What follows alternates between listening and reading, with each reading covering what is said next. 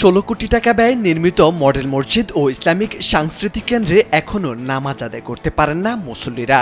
শুধু দৃশ্যমান হয়ে আছে অযত্ন আর অবহেলায়, অথচ এই মসজিদে রয়েছে সবই। সরজমিনে গিয়ে দেখা যায় মসজিদটিতে এখনো লাগানো হয়নি গেট, ভেতরে ঢুকে যাচ্ছে পশু পাখি। অনেকাংশ জায়গায় রং করা হয়নি, আস্তর করা বাকি। অনেক জায়গায় বাকি রয়েছে দরজা জানালার কাজও। দিক বেদিক ছড়িয়ে ছিটিয়ে আছে আসবাবপত্র ও নির্মাণ কাজে ব্যবহৃত মালামাল। কোথাও কোথাও শ্যাওলা জমে আছে, নেই পানি নিষ্কাশনের ব্যবস্থাও। ওই যে গেট নাই, তারপরে ফেন্স গুলো নেই, ওর মধ্যে বিড়াল ঢোকে সবই ঢুকতেছে।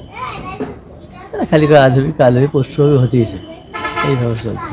যমুনা স্মার্ট রেফ্রিজারেটর, স্মার্ট লাইফে স্মার্ট রেফ্রিজারেটর।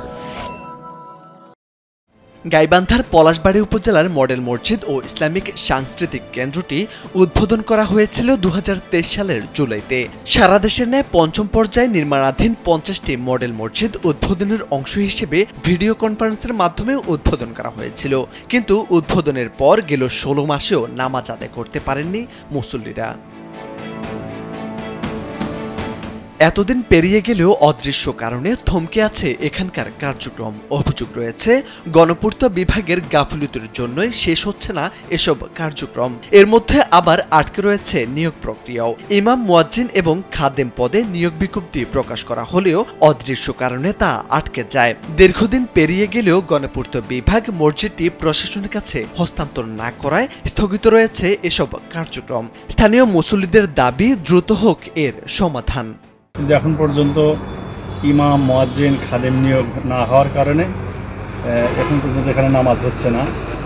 সব কিছু মোটামুটি কমপ্লিটের দিকে। কিছু সমস্যা আছে, সেগুলো সংশোধন করার জন্য তারা চেষ্টা করবে বলছে, কিন্তু করবে কিনা, এই যে যেমন এই জলছাপটা, এখানে প্রচুর পানি আটকে থাকে, তারপরে এগুলো ফাঁস দিয়ে চুয়ে পরে অনেক জায়গায় যে শ্যামলাও হয়ে গেছে। এটা 16 মাস আগে উদ্বোধন হয়েছে, অথচ আজ পর্যন্ত নামাজ আদায় করা যাচ্ছে না। তবে আমাদের এলাকাবাসী সবার দাবি যে আমরা এখানে নামাজ পড়ব।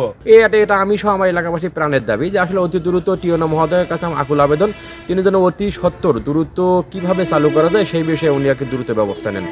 এই বিষয়ে জানতে গণপূর্ত বিভাগ গাইবান্ধা নির্বাহী প্রকৌশলী SM রফিকুল হাসানের মুঠোফোনে একাধিকবার যোগাযোগের চেষ্টা করা হলেও যোগাযোগ করা সম্ভব হয়নি। এদিকে উপজেলা নির্বাহী কর্মকর্তা জানান, গণপূর্ত বিভাগ এখনো হস্তান্তর করেনি, তবে তাদের সঙ্গে যোগাযোগ করা হচ্ছে।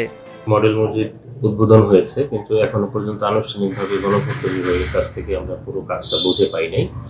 তো কাজটা বুঝে পেলে আমরা নামাজ এবং অন্যান্য কার্যক্রম শুরু করবো ইনশাআল্লাহ। জেলা উন্নয়ন সমন্বয় সভায় গণপূর্তের যে নির্বাহী প্রকৌশলী মহোদয়, তাকে আমরা অবহিত করেছি।